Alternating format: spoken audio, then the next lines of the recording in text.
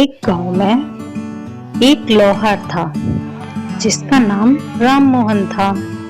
उसका एक भरा पूरा परिवार था जिसका लालन पालन करने के लिए उसे कई बार दिन रात काम करना पड़ता था।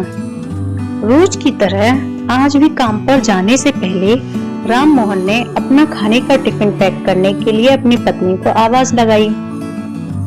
पत्नी जब टिफिन लेकर आई तो राम मोहन ने कहा, मुझे आने में थोड़ी देर हो जाएगी, शायद मैं रात को ही आऊं। इतना कहकर राम मोहन अपने काम पर निकल गया।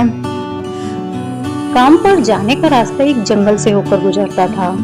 वहां जैसे ही राम मोहन पहुंचा, उसे कुछ आवाज सुनाई दी। जैसे ही राम मोहन कुछ और पास गया तो उसने देखा कि एक बूढ़ी औरत भगवान का मंत्र जपने के साथ ही हंस रही है। हैरान होकर राम मोहन ने पूछा, आप ठीक हैं? तो उस बूढ़ी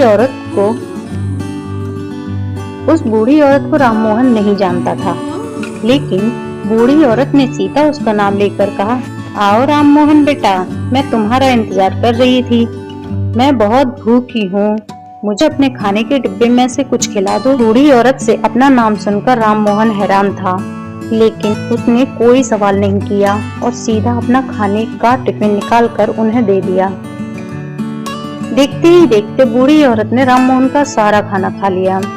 उसके बाद उस बूढ़ी औरत ने कहा, बेटा मैं तो सारा खाना खा गई, अब तुम क्या खाओगे? मुझे माफ कर देना। राम मोहन ने कहा, कोई बात नहीं माता, मैं काम के लिए बाहर जा रहा हूँ तो मैं वहीं कुछ खा लूंगा। यह सुनकर बूढ़ी औरत ने राम मोहन को खूब आशीर्वाद दिया और भेंट के तौर पर एक हथौड़ा दिया। राम मोहन ने कहा, आपका आशीर्वाद ही काफी है माता, मैं इस हथौड़े का क्या करूँगा, इसे आप ही रखिए। बूढ़ी औरत ने जवाब देते हुए कहा, बेटा यह मामूली हथौड़ा नहीं है, यह एक जादुई हथौड़ा है। यह एक बार मुझे किसी ने दिया था और अब मैं तुम्हें दे रही हूँ, क्योंकि तुम्हारा दिल साफ है। इसका इस्तेमाल हमेशा अच्छे कामों के लिए ही करना और किसी दूसरे के हाथ में इसे कभी मत देना। इतना कहकर वह बूढ़ी औरत वहां से अदृश्य हो गई। राम मोहन अपने हाथों में हथौड़ा लेकर बाजार काम करने के लिए चला गया। औजार बनाने से पहले उसके दिमाग में आया कि आज इसी हथौड़े से लोहा पीटता हूँ। जैसे ही उसने लोहे पर हथौड़े से चोट मारी, वह सीधा औजार बन गया। दूसरी चोट में लोहे के बर्तन बन गए।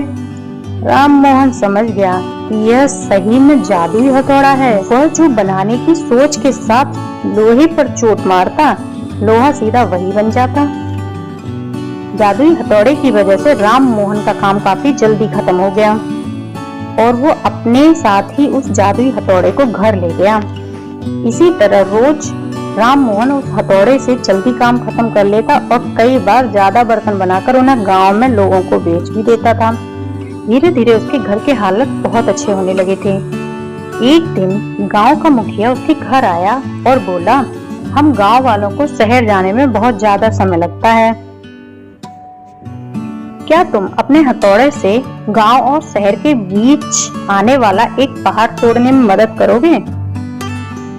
इससे बीच में एक सड़क बना लेंगे और गांव से शहर का सफर आसानी से छोटा हो जाएगा। मुखिया की बात सुनकर राम मोहन ने उस जादुई हथौड़े से उस पहाड़ को तोड़ दिया।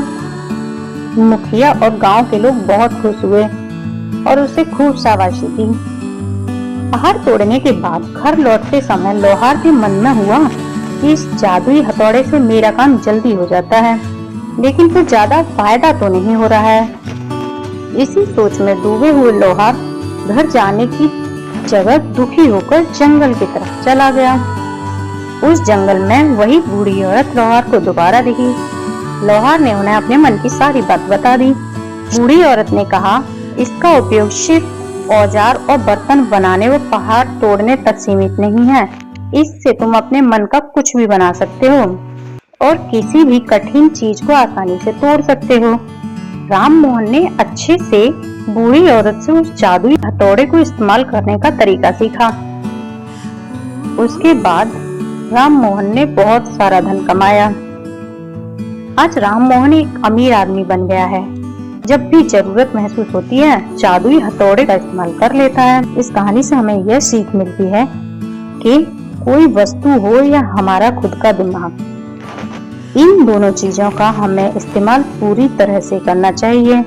साथ ही अपने पास मौजूद सामान का मोल भी समझना चाहिए। Thanks for watching the videos. Interesting video देखने के लिए हमारे चैनल को like, share, subscribe and bell icon को प्रेस कीजिए।